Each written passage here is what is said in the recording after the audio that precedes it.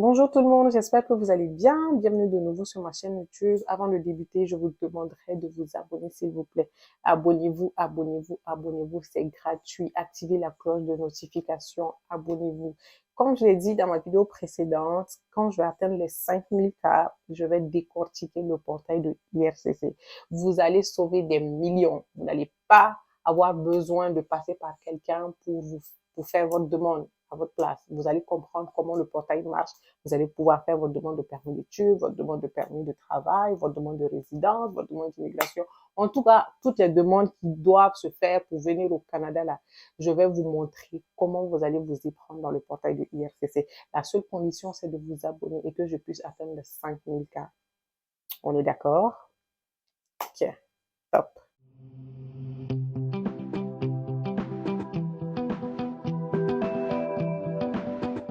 Ça, c'était la petite page publicitaire que je fais pour ma chaîne. Mais aujourd'hui, franchement, je viens avec un peu le cœur à l'orgie car on a eu une perte en vie humaine. Une sœur africaine qui est décédée dans un accident de voiture. Elle était venue au Canada, ça faisait même pas 3 mois. Je pense que ça faisait 2 mois qu'elle était là.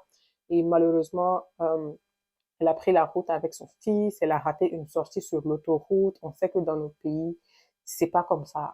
On n'a pas ces voies multiples et tout, on n'a pas les grandes autoroutes comme ça. Donc, elle n'avait pas encore passé son permis québécois, son permis du Canada. Et elle a dû, on va dire, se déplacer avec son fils. Malheureusement, avec elle, elle a raté une sortie dans l'euphorie, dans le choc, dans la peur. Elle a voulu faire un retournement rapide, puis malheureusement, elle a eu un accident avec une autre voiture et elle a perdu la vie. Si vous n'avez pas encore regardé, je vais mettre le lien de la vidéo ici. J'avais parlé de ça dans une de mes vidéos que le Québec avait interdit aux immigrants de pouvoir rouler pendant les 6 mois quand ils venaient de rentrer au Québec. Et je pense qu'avec ce genre de cas, le reste du Canada va suivre parce qu'au Nouveau-Brunswick aussi, il y a, on va dire, 2, 3 mois, il y a des étudiants qui revenaient d'une fête, 3 étudiants, 2 garçons, une fille, qui ont fait un accident et les 3 ont perdu la vie. Ils n'avaient pas non plus le permis canadien. Malheureusement, on a des pertes en vie humaine d'immigrants qui ne respectent pas les codes de la route et qui ne comprennent pas, on va dire, les codes de la route.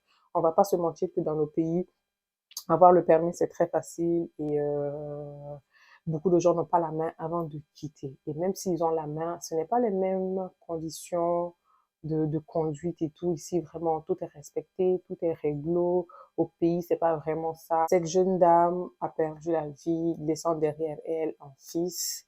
Je pense que les services sociaux vont s'occuper de l'enfant ou ils vont peut-être rapatrier l'enfant parce qu'elle était maman monoparentale.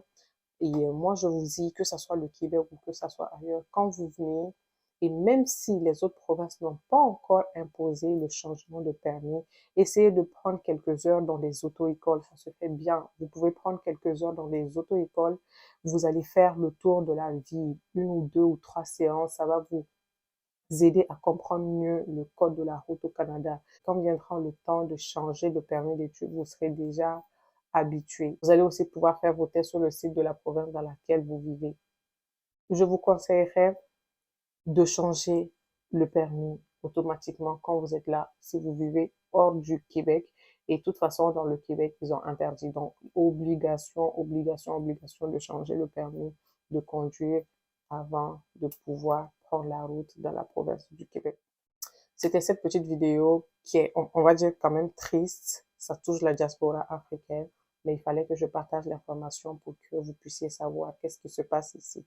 Sur ce, abonnez-vous, abonnez-vous, abonnez-vous pour que je puisse atteindre les 7000 cas et pour que je puisse vous faire le tuto du portail de IRCC. Bye.